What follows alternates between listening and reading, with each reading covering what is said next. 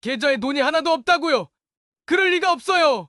죄송합니다만 리베라 인베스트는 이미 폐업했습니다. 절망에 찬 목소리로 말한다.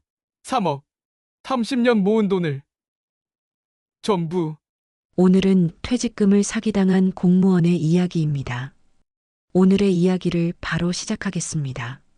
언제나 행복하시고 건강하시길 기원합니다. 김태수는 오늘도 새벽 6시에 눈을 떴습니다. 30년간 세무서에서 근무하며 몸에 밴 습관이죠.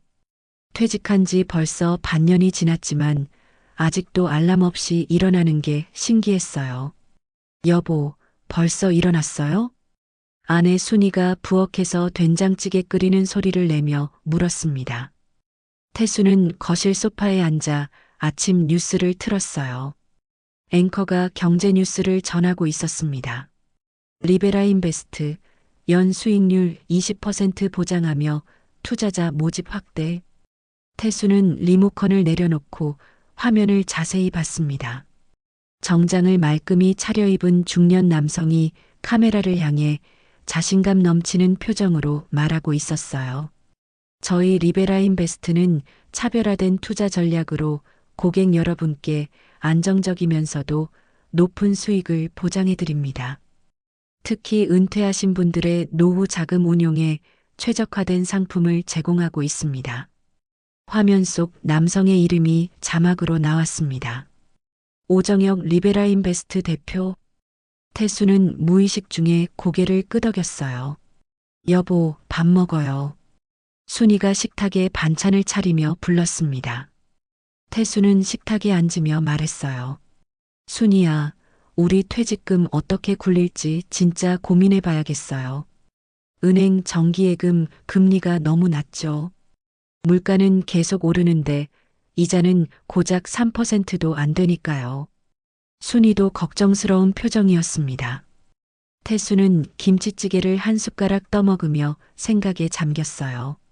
30년간 성실히 일해서 모은 퇴직금이 3억 원. 딸 결혼 준비금도 필요하고 자신들의 노후 자금도 마련해야 했습니다. 은행 예금만으로는 물가 상승을 따라갈 수 없다는 게 현실이었어요.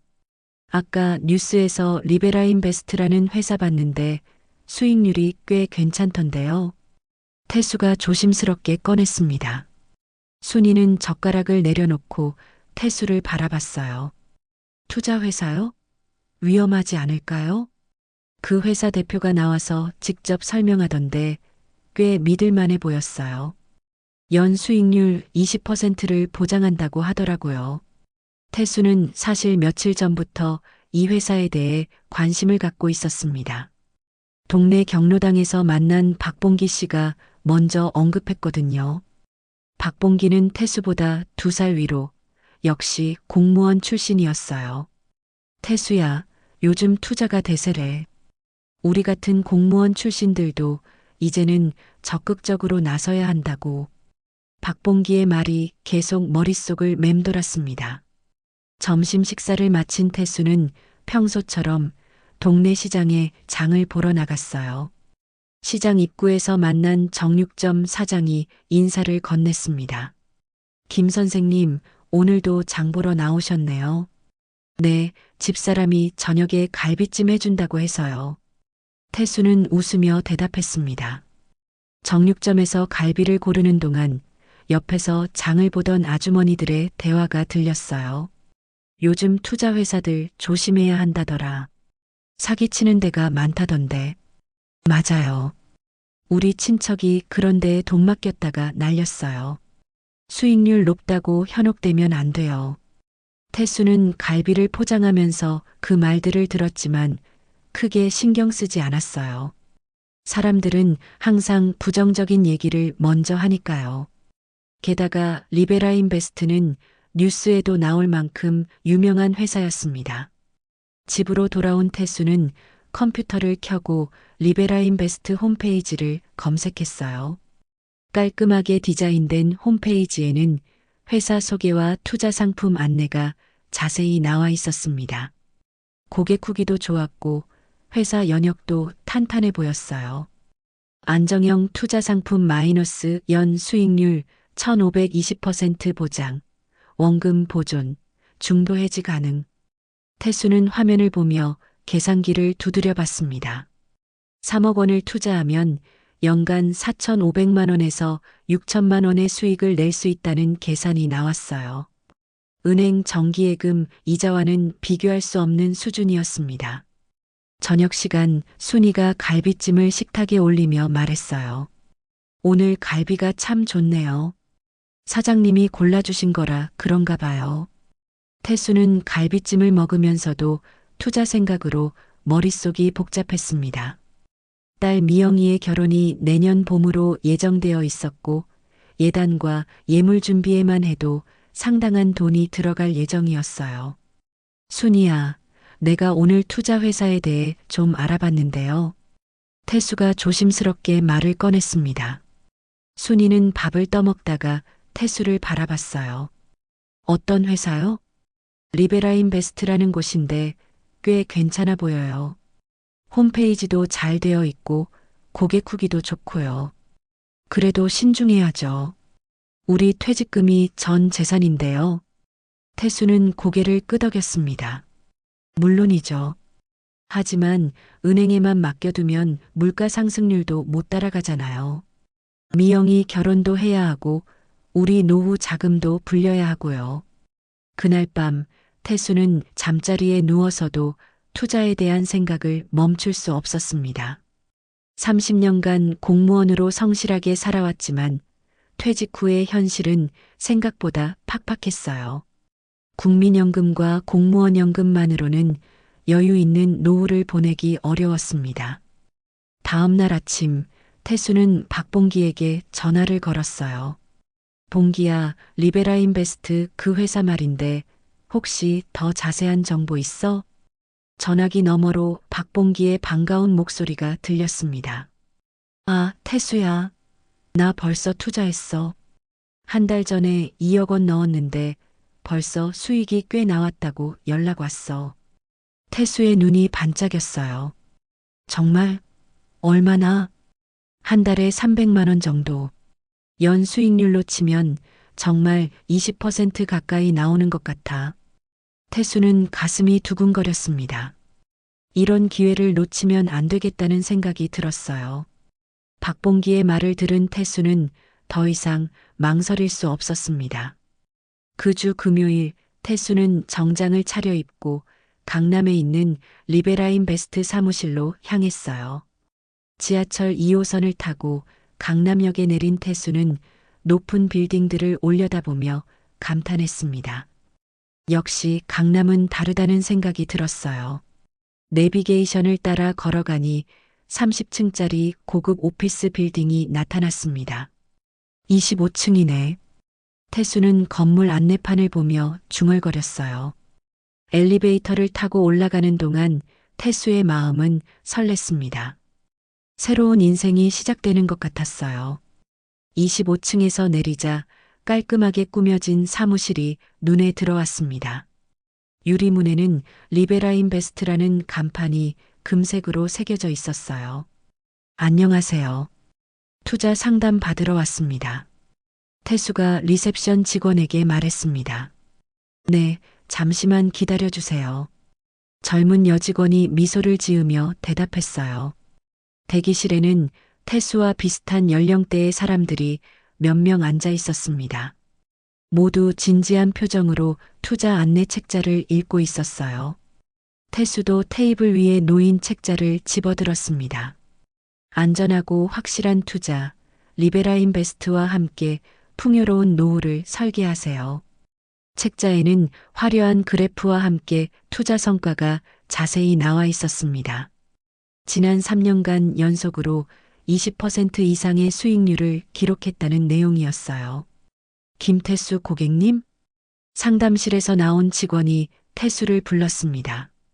태수는 책자를 들고 상담실로 들어갔어요. 상담실은 넓고 고급스러웠습니다. 책상 뒤에 앉은 남성이 일어나서 인사했어요. 안녕하세요. 저는 김 부장입니다. 편하게 앉으세요. 김 부장은 40대 초반으로 보이는 깔끔한 인상의 남성이었습니다. 태수는 의자에 앉으며 주변을 둘러봤어요. 벽에는 각종 투자 관련 자격증과 표창장이 걸려 있었습니다. 투자에 관심이 있으시군요. 혹시 어떤 경로로 저희 회사를 알게 되셨나요? 지인 소개로 알게 되었습니다.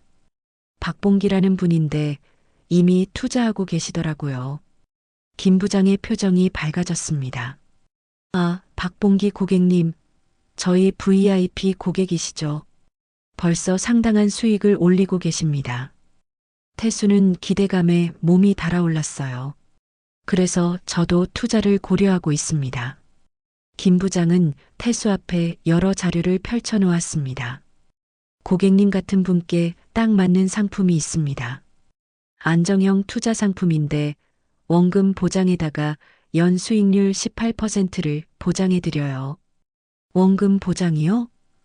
태수의 눈이 반짝였습니다. 네, 원금 손실 위험은 전혀 없습니다. 저희가 독자적으로 개발한 투자 시스템으로 안전하게 운용하거든요. 해외 선물 시장과 국내 주식 시장을 동시에 활용해서 리스크를 분산시키는 방식입니다. 김 부장의 설명은 복잡했지만 핵심은 간단했어요. 안전하면서도 높은 수익을 보장한다는 것이었습니다. 투자 금액은 어느 정도 생각하고 계신가요? 태수는 잠시 망설였습니다. 3억 원 정도 생각하고 있습니다. 오, 상당한 금액이시네요. 그 정도면 VIP 고객으로 분류되어서 더 좋은 조건을 받으실 수 있습니다. 김 부장은 계산기를 두드리며 설명했어요. 3억 원을 투자하시면 월 수익이 대략 450만 원 정도 됩니다. 1년이면 5,400만 원의 수익이죠. 태수는 그 숫자를 듣고 깜짝 놀랐습니다. 공무원 시절 월급보다 높은 수익이었어요. 정말 그렇게 될까요? 저희는 지금까지 약속을 어긴 적이 없습니다. 고객님도 박봉기님께 직접 들어보셨잖아요. 태수는 고개를 끄덕였습니다. 박봉기가 거짓말할 이유는 없었으니까요. 그런데 혹시 중도 해지도 가능한가요? 물론입니다. 언제든지 중도 해지하실 수 있고 그때까지의 수익금도 모두 지급해드립니다. 김 부장은 계약서를 꺼내며 설명을 이어갔어요. 계약서에 모든 조건이 명시되어 있습니다. 한번 자세히 읽어보세요. 태수는 계약서를 꼼꼼히 읽어봤습니다. 조항들이 복잡하긴 했지만 핵심 내용은 명확했어요. 원금 보장, 연 수익률 18%, 중도 해지 가능. 가족분과 상의해보고 결정하셔도 됩니다. 아니요, 오늘 바로 하겠습니다. 태수는 단호하게 말했어요. 김 부장은 만족스러운 표정을 지었습니다. 현명한 선택이십니다. 지금 시작하시면 다음 달부터 바로 수익금을 받으실 수 있어요. 태수는 계약서에 서명했습니다. 그리고 휴대폰 뱅킹으로 3억 원을 리베라인베스트 계좌로 이체했어요. 통장 잔고가 순식간에 줄어드는 걸 보니 약간 아찔했지만 곧 그보다 훨씬 큰 돈이 들어올 생각에 기분이 좋았습니다. 축하드립니다. 이제 저희 VIP 고객이 되셨습니다. 김 부장이 악수를 청하며 말했어요. 집으로 돌아가는 지하철 안에서 태수는 계약서를 다시 한번 읽어봤습니다. 모든 게 완벽해 보였어요. 이제 한 달 후면 450만 원의 수익금을 받을 수 있다는 생각에 가슴이 뛰었습니다. 집에 도착한 태수는 순이에게 투자 소식을 전했어요. 여보, 저 오늘 투자했어요.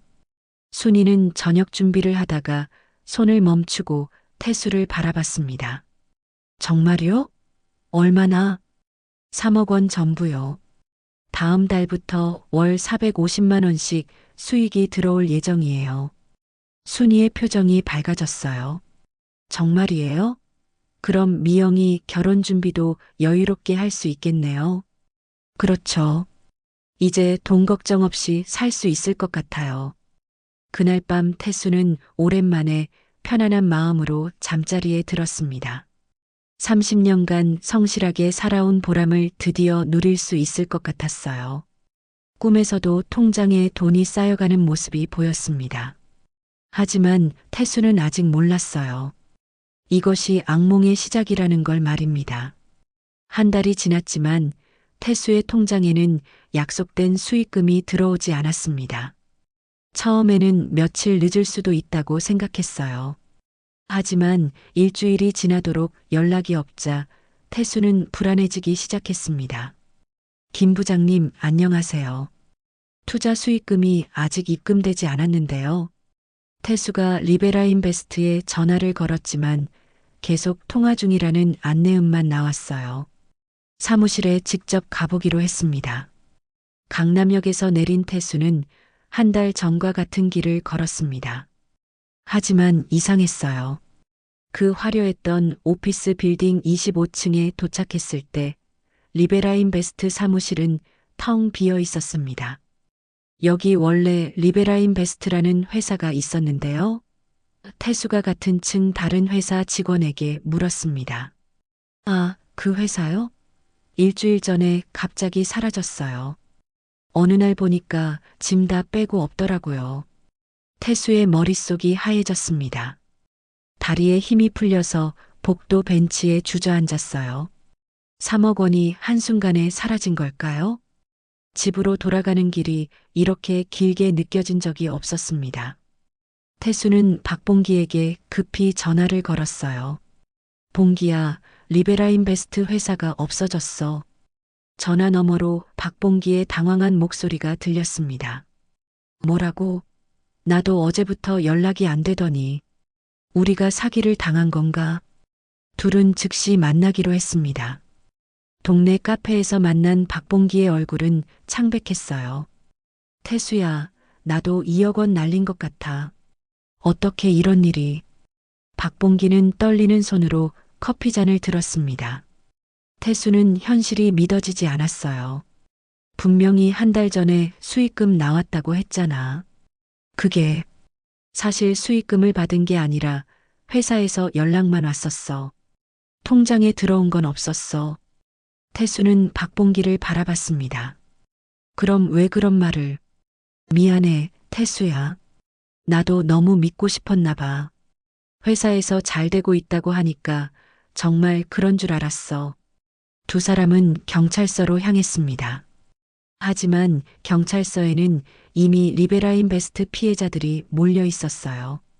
모두 태수와 비슷한 연령대의 사람들이었습니다.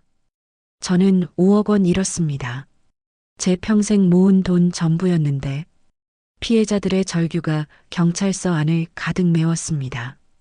담당 형사는 지친 표정으로 설명했어요. 현재 수사 중이지만 범인들이 해외로 도주한 것 같습니다. 사무실도 가짜 계약으로 빌린 거고 회사 등록도 허위였어요. 태수는 어지러웠습니다. 그럼 우리 돈은 어떻게 되는 거죠? 최선을 다해 수사하겠지만 솔직히 회수 가능성은 희박합니다. 집으로 돌아온 태수는 순이에게 사실을 털어놓을 수 없었어요. 저녁 식사 시간 순이가 밝은 얼굴로 말했습니다. 여보, 미영이가 오늘 예물 보러 가자고 하네요. 이번 주말에 같이 가실래요? 태수는 숟가락을 든 손이 떨렸습니다. 예물. 투자 수익금도 나오고 있으니까 좀 좋은 걸로 해주고 싶어요. 태수는 밥을 삼킬 수 없었어요. 어떻게 이 상황을 설명해야 할까요? 그날 밤 태수는 화장실에 숨어서 울었습니다. 30년간 성실하게 모은 전 재산이 하루아침에 사라진 현실이 받아들여지지 않았어요. 다음 날부터 태수는 피해자 모임에 참석하기 시작했습니다. 피해자들끼리 정보를 공유하고 대책을 세우기 위해서였어요. 하지만 희망적인 소식은 없었습니다. 언론에서도 관심 없어 해요. 이런 사기가 워낙 많다 보니까. 경찰도 수사 의지가 별로 없는 것 같고 피해자 중 한 명이 분노에 찬 목소리로 말했습니다. 우리가 바보였어요. 어떻게 그런 말도 안 되는 수익률을 믿었을까요? 태수는 그 말을 들으며 자책했습니다. 정말 자신이 너무 순진했던 걸까요? 시간이 흘러도 상황은 나아지지 않았습니다. 오히려 더 심각한 문제가 생겼어요. 딸 미영이의 결혼 소식을 들은 시댁에서 예단과 예물 준비를 재촉하기 시작한 것입니다. 아버지, 시댁에서 언제쯤 예물 준비가 끝나는지 궁금해하세요. 미영이가 걱정스러운 얼굴로 말했습니다. 태수는 딸을 바라볼 수 없었어요. 조금만 더 기다려라. 혹시 무슨 문제라도 있으세요? 아니다. 아무 문제 없어. 하지만 거짓말은 오래 갈 수 없었습니다. 결국 태수는 순이와 미영이에게 모든 사실을 털어놓아야 했어요. 우리 돈이 사라졌다. 순이는 처음에 농담인 줄 알았습니다. 무슨 소리예요? 투자한 회사가 사기였어. 3억 원이 전부 없어졌어. 순이의 얼굴이 창백해졌습니다. 미영이는 울음을 터뜨렸어요. 아버지, 그럼 제 결혼은 어떻게 해요?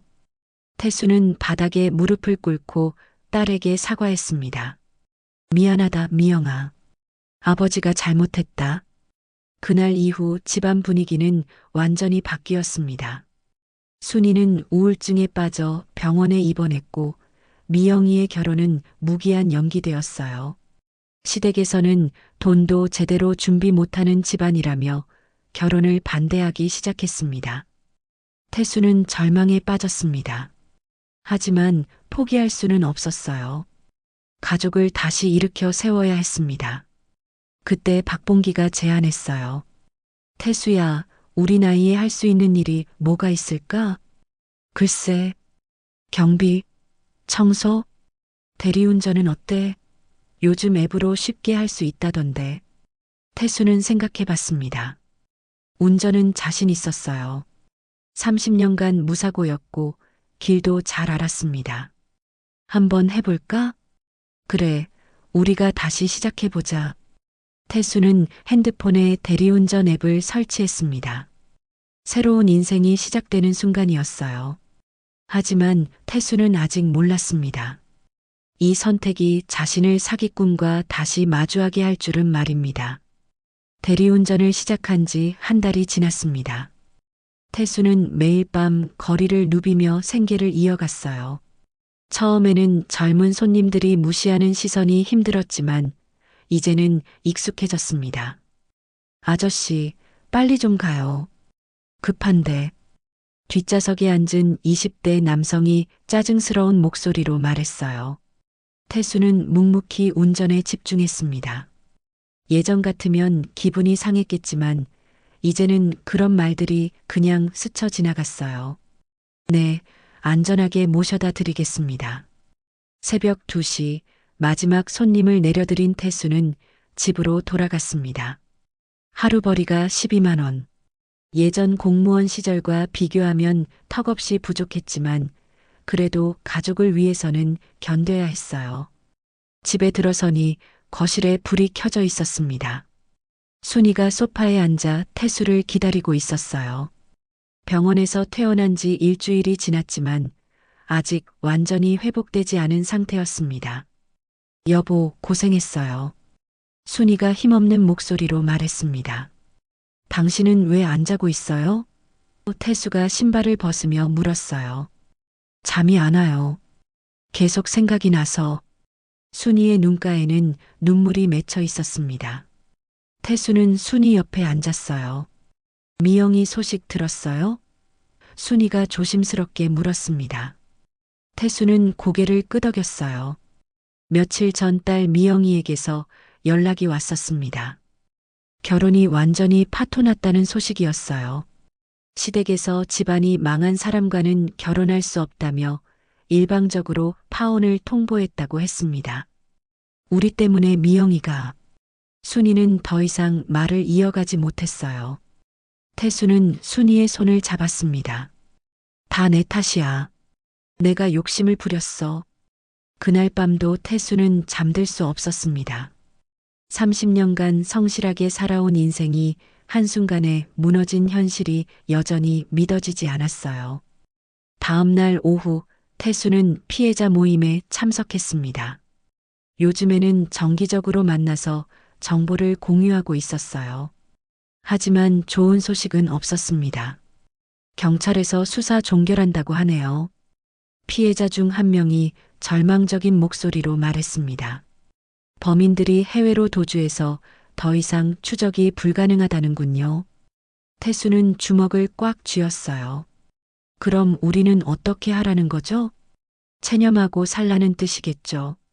모임이 끝난 후 태수는 박봉기와 함께 커피를 마셨습니다. 봉기야, 정말 이렇게 끝나는 건가? 박봉기도 지친 표정이었어요.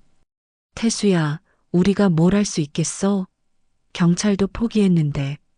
하지만 그놈들은 어디선가 떵떵거리며 살고 있을 텐데. 태수의 목소리에는 분노가 담겨 있었습니다. 밤마다 대리운전을 하며 고생하는 자신과 달리 자신들을 속인 사기꾼들은 편안하게 살고 있을 거라는 생각이 참을 수 없었어요. 그날 밤 태수는 다시 대리운전에 나섰습니다. 비가 내리는 금요일 밤이었어요. 이런 날에는 호출이 많아서 수입이 좋았습니다. 밤 11시경 태수의 핸드폰에 호출이 왔어요. 강남 고급바에서 VIP 호출이었습니다. 요금도 평소보다 높았어요. 이런 비 오는 날에 고생이 많으십니다. 목적지에 도착한 태수는 차에서 내려 손님을 기다렸습니다. 비가 많이 와서 우산을 준비했어요. 잠시 후 고급바에서 한 남성이 나왔습니다. 깔끔한 정장을 입고 비싼 시계를 찬 중년 남성이었어요. 태수는 우산을 들고 다가갔습니다. 대리운전 부르셨나요? 네, 수고하십니다. 남성이 뒷좌석에 탔습니다. 태수는 운전석에 앉으며 백미러를 조정했어요. 그리고 그 순간 태수의 심장이 멈추는 것 같았습니다. 백미러에 비친 승객의 얼굴. 그것은 자신을 파산시킨 리베라인베스트 대표 오정혁이었어요. 태수는 손이 떨려서 핸들을 제대로 잡을 수 없었습니다. 어떻게 이런 일이 일어날 수 있을까요? 기사님, 괜찮으세요? 오정혁이 물었습니다. 태수는 가까스로 정신을 차렸어요. 네, 괜찮습니다. 어디로 모셔다 드릴까요? 압구정동 현대 아파트까지요. 오정혁의 목소리는 여전히 자신감에 차 있었습니다.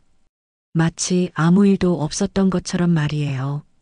태수는 차를 출발시켰습니다. 하지만 머릿속은 복잡했어요. 이 남자가 자신을 알아볼까요? 다행히 오정혁은 태수를 기억하지 못하는 것 같았습니다. 기사님, 노래방 하나 들러도 될까요? 친구들과 약속이 있어서요. 오정혁이 태연하게 말했습니다. 태수는 그 말을 듣고 더욱 분노했어요. 자신은 밤마다 고생하며 일하는데 이 사기꾼은 유흥을 즐기고 있다니. 네, 어디로 가시겠습니까? 강남역 근처 노래방으로 가주세요. 노래방에 도착할 때까지 태수는 계속 오정혁을 백미러로 관찰했습니다. 정혁은 핸드폰으로 통화를 하고 있었어요. 그래, 이번 프로젝트도 잘 진행되고 있어. 고객들 반응이 아주 좋아. 태수의 혈압이 올라갔습니다. 또 다른 사기를 벌이고 있다는 얘기였어요. 노래방에 도착한 오정혁은 요금을 지불하며 말했습니다. 수고하셨습니다. 태수는 오정혁이 노래방으로 들어가는 모습을 지켜봤어요. 그리고 결심했습니다. 이렇게 끝낼 수는 없다고. 집으로 돌아간 태수는 잠들 수 없었습니다. 오정혁의 얼굴이 계속 머릿속에 맴돌았어요.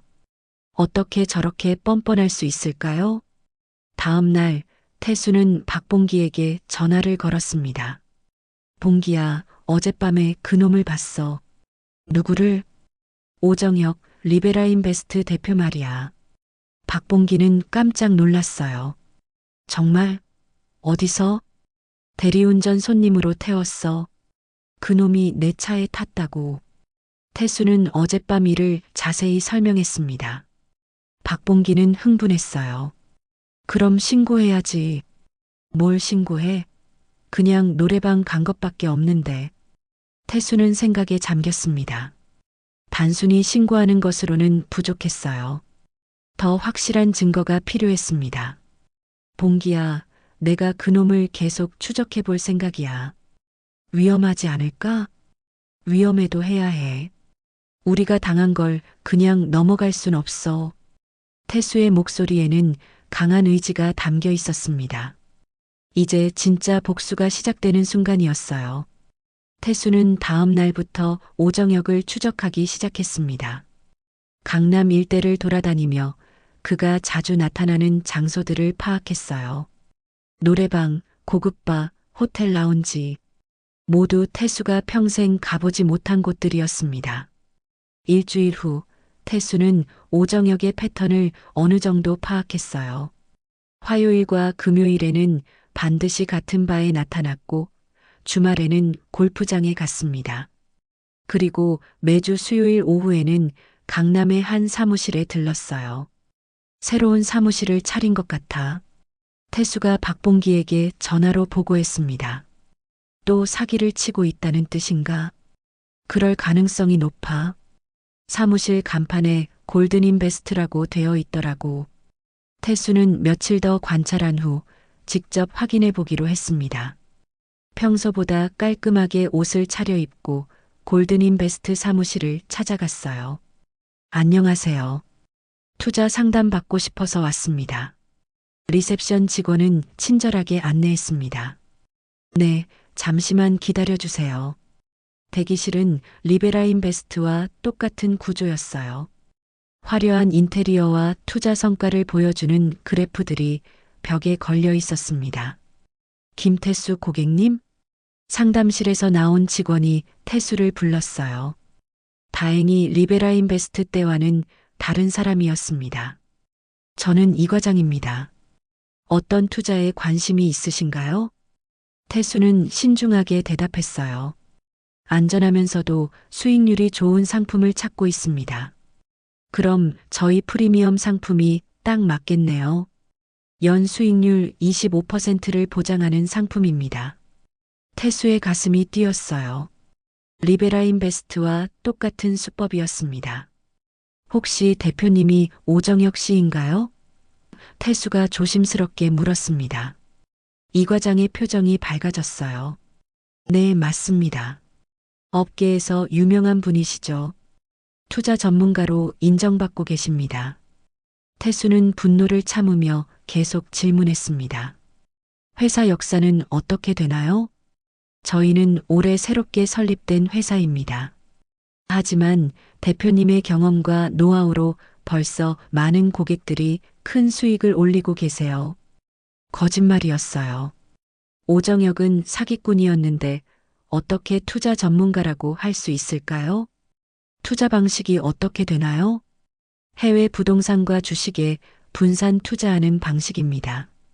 리스크를 최소화하면서 높은 수익을 추구하죠.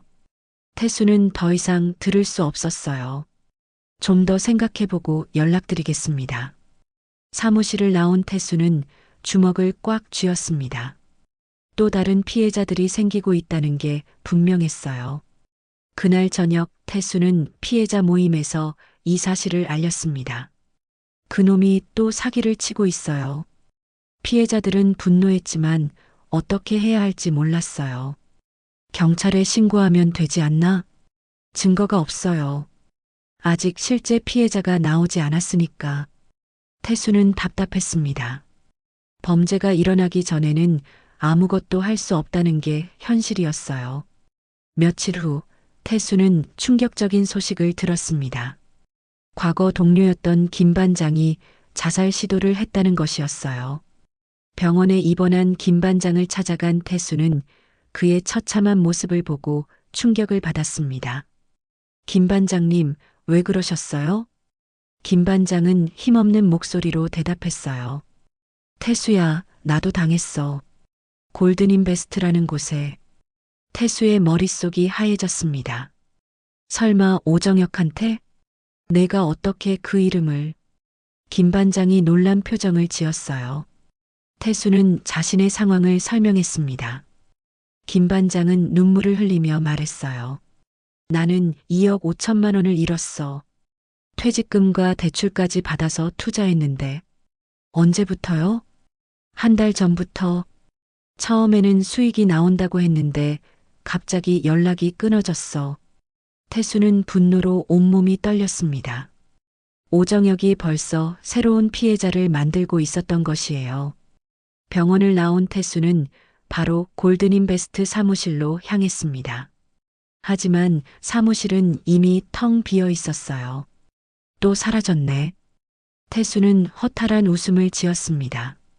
그날 밤 태수는 대리운전을 하면서도 계속 오정혁을 찾았어요. 혹시라도 어디선가 나타날지 모르니까요. 새벽 2시경 기적 같은 일이 일어났습니다. 강남역 근처에서 오정혁을 발견한 것이에요.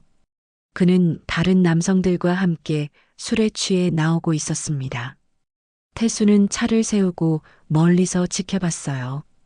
오정혁 일행은 택시를 잡아 타고 어디론가 갔습니다. 다음 날 태수는 박봉기와 만나서 계획을 세웠습니다. 더 적극적으로 나서야 해. 경찰이 안 해주면 우리가 직접 해야지. 하지만 위험하지 않을까? 위험해도 해야 해. 김 반장님 보셨잖아요. 더 이상 피해자가 나오면 안 돼요. 태수는 결심했습니다. 오정혁을 직접 추적해서 결정적인 증거를 잡겠다고. 며칠 후 태수에게 기회가 왔습니다. 오정혁이 새로운 투자 설명회를 연다는 소식을 들은 것이에요. 피해자 모임에서 누군가가 전해준 정보였습니다. 이번에는 플래티넘 투자라는 이름으로 하고 있대요. 태수는 설명회장에 잠입하기로 했습니다. 하지만 그 과정에서 실수를 했어요. 오정혁 측근 중 하나가 태수를 알아본 것입니다. 설명회가 끝난 후 태수는 주차장에서 기다리고 있던 남성들에게 붙잡혔어요. 이 할아버지가 누군지 알아? 태수는 몸서리쳤습니다. 상황이 심각해지고 있었어요. 우리 사장님을 괴롭히는 사람이래. 좀 조용히 해달라고 부탁드리려고. 태수는 폭행을 당했습니다. 그리고 핸드폰과 지금까지 모은 모든 자료를 빼앗겼어요. 다시는 우리 앞에 나타나지 마. 그리고 경찰에 신고하면 가족한테 해를 끼칠 수도 있어. 멍투성이가 된 채 집으로 돌아온 태수를 본 순이는 기절할 뻔했습니다. 여보, 이게 무슨 일이야? 태수는 순이에게 모든 상황을 설명했어요. 순이는 울면서 말했습니다. 그만해요, 여보. 더 이상은 안 돼요. 하지만 태수는 포기할 수 없었습니다. 이대로 끝낼 수는 없었어요. 폭행을 당한 후 일주일 동안 태수는 집에서 움직이지 못했습니다. 몸의 상처보다 마음의 상처가 더 컸어요. 모든 증거를 잃었고 협박까지 당했으니까요. 순이는 태수 곁에서 간병하며 걱정스러운 표정을 지었습니다. 여보, 정말 이제 그만하면 안 될까요? 너무 위험해요. 태수는 천장을 바라보며 대답하지 않았어요. 포기하고 싶었지만 김 반장의 창백한 얼굴이 계속 떠올랐습니다. 그리고 앞으로 또 얼마나 많은 사람들이 피해를 당할지 생각하니 가만히 있을 수 없었어요. 그때 순이가 편지 한 통을 내밀었습니다. 여보, 이거 병원에 있을 때 썼던 거예요. 그때는 드릴 용기가 없었는데. 태수는 편지를 받아들었어요. 순이의 떨리는 글씨로 적힌 편지였습니다. 여보, 우리가 이런 일을 당했지만 당신을 원망하지 않아요. 30년간 성실하게 살아온 당신이 자랑스럽습니다. 지금도 마찬가지예요. 돈을 잃은 건 아프지만 당신이 사람답게 싸우는 모습을 보니 오히려 존경스러워요. 위험하더라도 끝까지 싸워주세요. 나는 당신 편이에요. 태수는 편지를 읽고 눈물을 흘렸습니다. 순이의 말이 가슴을 울렸어요. 순이야, 여보도 알잖아요. 이런 식으로 당하고만 있으면 안 되죠. 하지만 혼자서는 무리예요. 순이의 말이 맞았습니다. 혼자서는 한계가 있었어요. 더 많은 사람들의 도움이 필요했습니다. 며칠 후 태수에게 예상치 못한 전화가 걸려왔어요. 태수야, 나 최 과장이다. 최 과장은 태수가 공무원 시절 가장 존경했던 선배였습니다. 정의감이 강해서 부정부패를 척결하는데 앞장섰던 분이었어요. 과장님, 어떻게 제 번호를 박봉기한테 들었어? 내가 큰일을 당했다며? 태수는 최 과장을 만나기로 했습니다. 동네 작은 카페에서 만난 최 과장은 여전히 정의로운 눈빛을 가지고 있었어요. 태수야, 자세한 얘기 좀 해봐. 태수는 처음부터 끝까지 모든 상황을 설명했습니다. 최 과장은 진지하게 들었어요. 그 오정혁이라는 놈이 계속 사기를 치고 있다는 거지? 네, 벌써 몇 명의 피해자가 더 생겼어요. 최 과장은 잠시 생각에 잠겼습니다. 태수야, 혼자서는 한계가 있어. 더 조직적으로 접근해야 해. 어떻게요? 시민단체와 연대하는 거야. 그리고 언론의 도움도 받고. 최 과장은 퇴직 후 시민단체에서 활동하고 있었어요. 금융 사기 피해자들을 돕는 일을 하고 있었습니다. 내가 아는 기자도 있고 시민단체 사람들도 있어. 함께 해보자. 태수는 희망을 느꼈습니다. 드디어 제대로 된 도움을 받을 수 있을 것 같았어요. 일주일 후 시민단체 사무실에서 긴급회의가 열렸습니다. 태수와 박봉기 그리고 다른 피해자들이 참석했어요. 시민단체 활동가들과 경제부 기자도 함께했습니다. 현재까지 파악된 피해자가 총 35명입니다. 피해액만 해도 80억 원을 넘어요. 활동가가 보고했습니다. 태수는 그 숫자에 경악했어요. 자신이 생각했던 것보다 훨씬 많은 피해자가 있었던 것입니다. 문제는 오정혁이 계속 회사 이름을 바꿔가며 사기를 친다는 거예요. 리베라 인베스트, 골든 인베스트, 플래티넘 투자. 수법은 똑같은데 이름만 바꾸는 거죠. 기자가 질문했습니다. 구체적인 증거가 있나요? 그게 문제예요. 사무실을 자주 옮기고 서류도 제대로 남기지 않아서 증거 확보가 어려워요. 회의는 길어졌습니다. 하지만 결론은 명확했어요. 더 결정적인 증거가 필요하다는 것이었습니다. 현장에서 직접 녹음이나 녹화를 해야 해요. 그래야 확실한 증거가 돼요. 기자가 말했습니다. 태수가 손을 들었어요. 제가 하겠습니다. 위험해요. 이미 한 번 당하셨잖아요.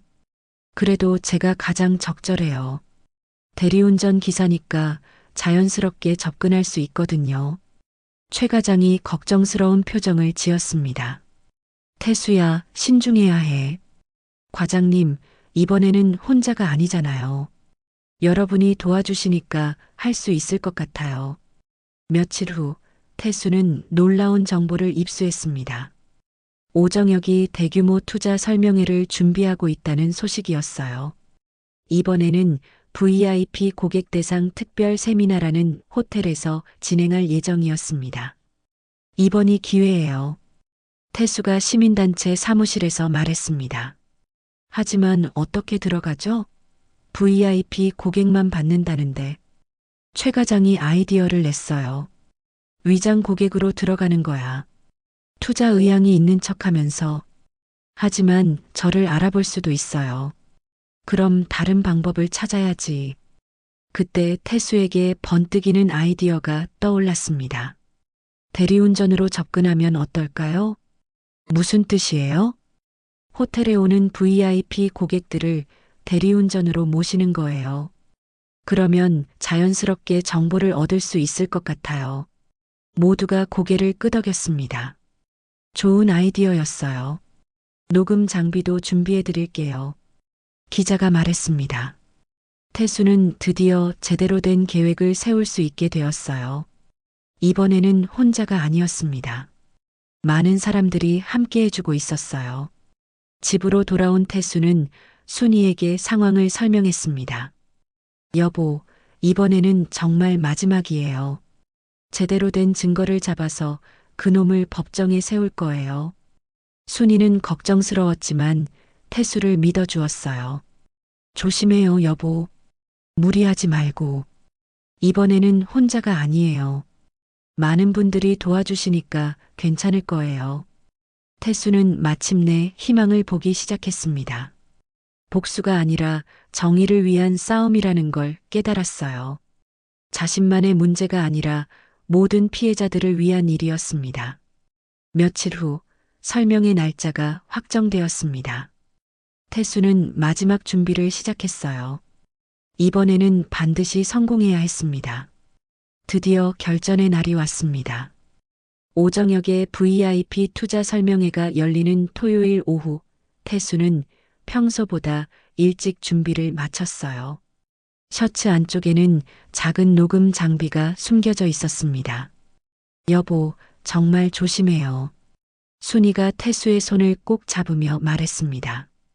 걱정 마요. 이번에는 혼자가 아니니까. 태수는 강남의 고급 호텔로 향했어요. 시민단체 활동가들과 기자는 이미 호텔 근처에서 대기하고 있었습니다. 태수 씨, 준비됐나요? 최 과장이 무전기로 물었습니다. 네, 준비 완료했습니다. 태수는 호텔 앞에서 대리운전 호출을 기다렸어요. 계획은 간단했습니다. 설명회에 참석하는 VIP 고객을 대리운전으로 모시면서 자연스럽게 정보를 수집하는 것이었어요. 오후 2시경 첫 번째 호출이 왔습니다.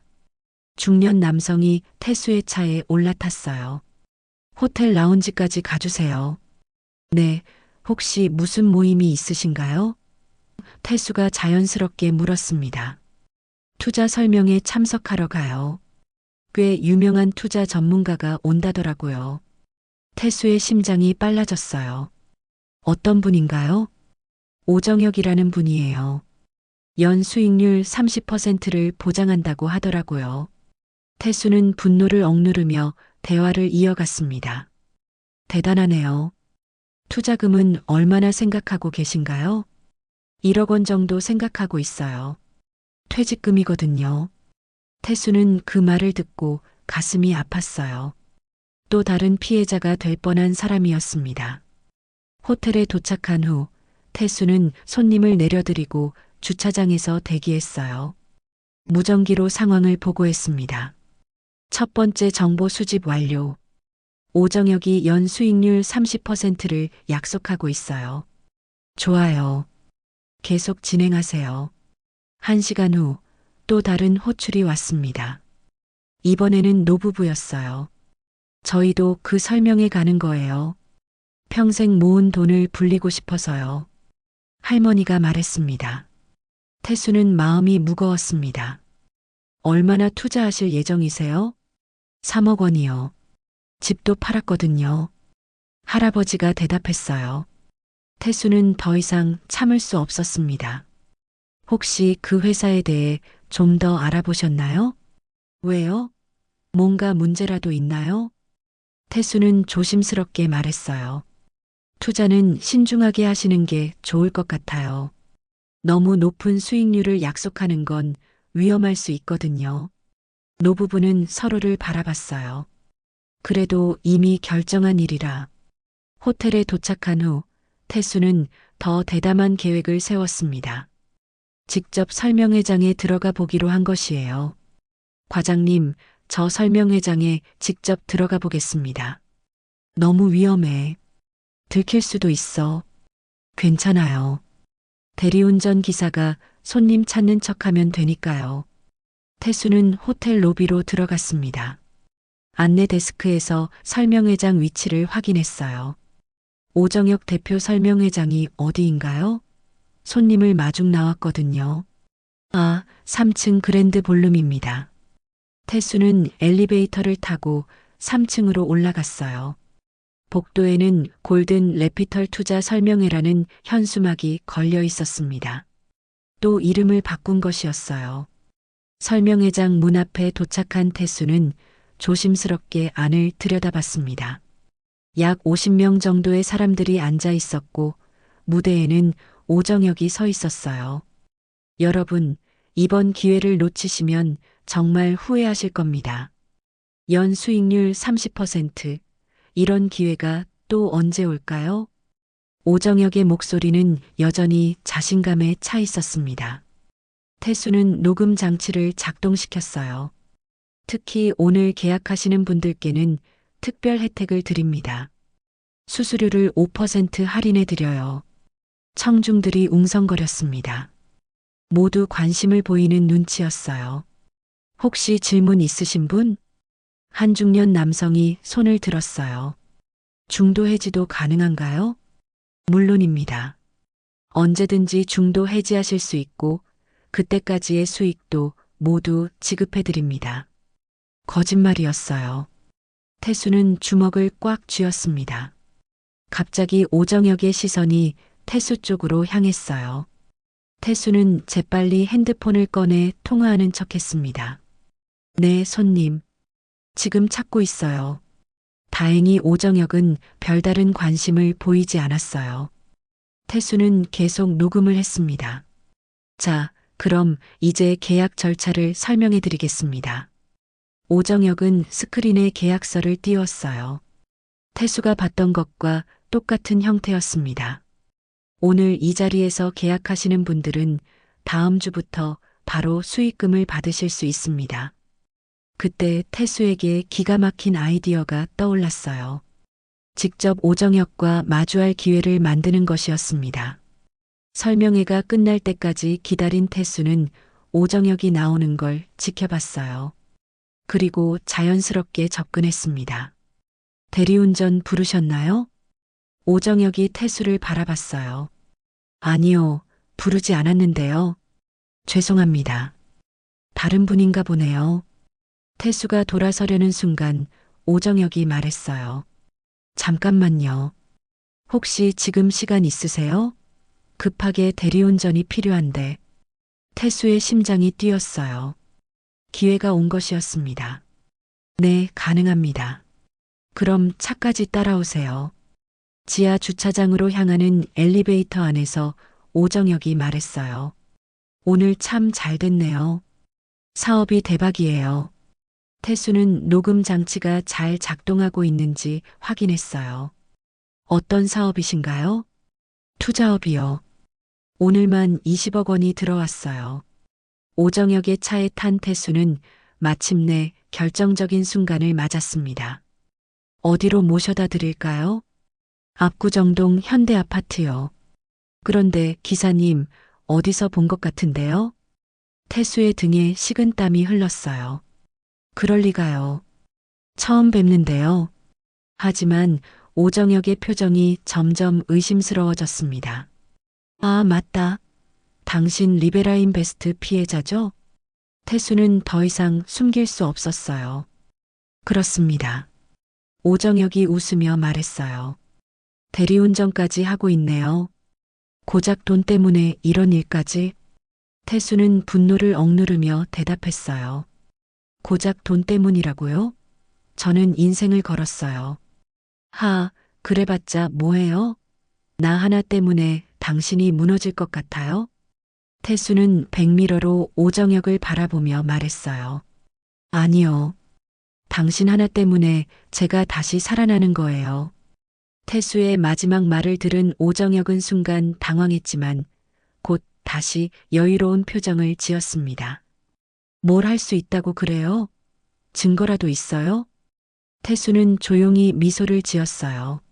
셔츠 안쪽의 녹음 장치는 지금까지의 모든 대화를 기록하고 있었습니다. 증거요? 지금 만들고 있는 중이에요. 차가 신호등에 멈춘 순간 태수는 무전기로 신호를 보냈어요. 지금입니다. 몇 분 후 오정혁의 핸드폰이 울렸습니다. 전화를 받은 오정혁의 얼굴이 창백해졌어요. 뭐라고? 기자들이 호텔에 와 있다고?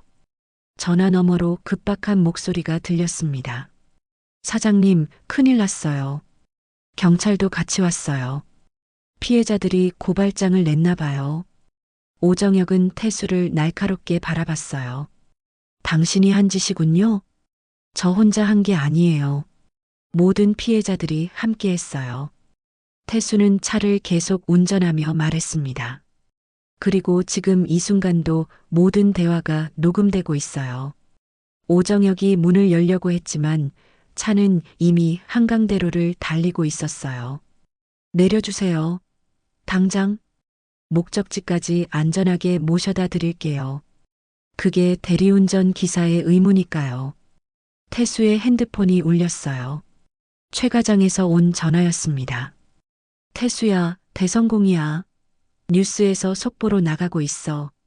스피커폰으로 들리는 목소리에 오정혁의 표정이 더욱 굳어졌어요.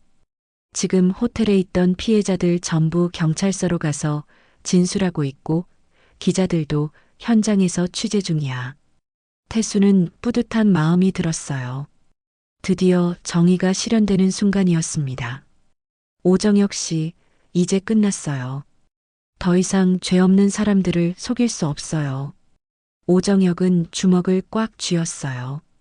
당신 같은 놈 때문에 내가. 저 때문이 아니에요. 당신이 저지른 일 때문이에요. 압구정동에 도착한 태수는 차를 세웠습니다.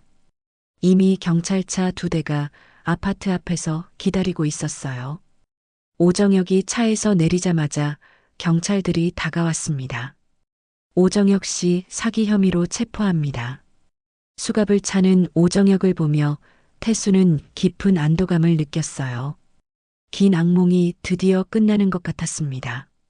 경찰서에서 진술을 마친 태수는 피해자들과 함께 기자회견에 참석했어요. 오늘 오정혁과 그 일당이 체포되었습니다. 지금까지 확인된 피해자만 60여 명, 피해액은 120억 원에 달합니다. 기자들의 카메라 플래시가 터졌어요. 태수는 마이크 앞에 섰습니다. 저는 30년간 성실히 일한 평범한 공무원이었습니다. 하지만 사기를 당한 후 대리운전 기사가 되어야 했어요. 처음에는 복수만 생각했지만 더 많은 피해자들을 만나면서 깨달았습니다. 이건 저만의 문제가 아니라는 걸요. 태수의 목소리에는 감정이 실려 있었어요. 혼자서는 할 수 없는 일이었습니다. 가족과 동료들, 시민단체, 기자분들, 모든 분들의 도움이 있었기에 가능했어요. 앞으로도 이런 사기가 없어질 때까지 계속 싸우겠습니다. 박수가 터져 나왔습니다. 피해자들의 눈에는 눈물이 맺혀 있었어요. 며칠 후 법원에서 오정혁에 대한 구속영장이 발부되었습니다.